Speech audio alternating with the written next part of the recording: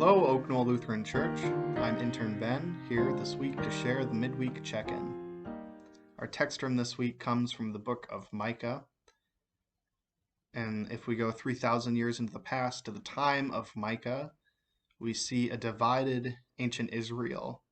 What was once one kingdom had split into two, with the kingdom of Samaria in the north and the kingdom of Judah in the south.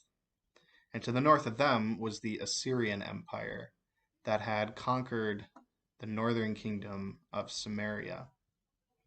And so now the remaining lower kingdom of Judah had to figure out what to do.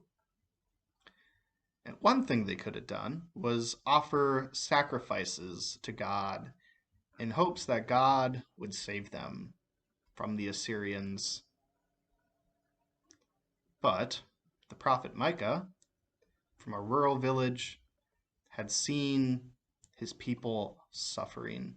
And he calls out the unjust rulers, political and religious rulers of his day, for not doing what they were supposed to do. And he says that basically no amount of sacrifices is gonna fix this problem.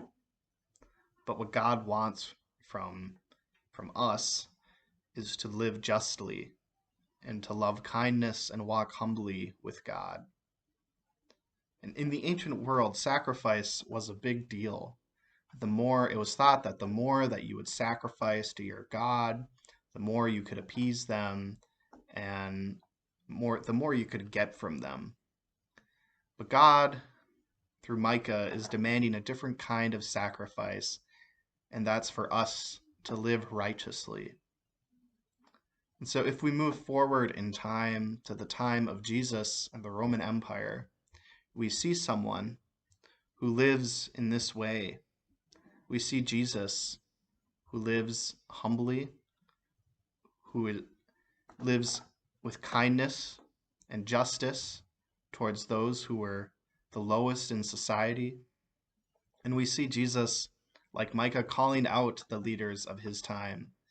You know, a common word we read in the New Testament is, "You hypocrites."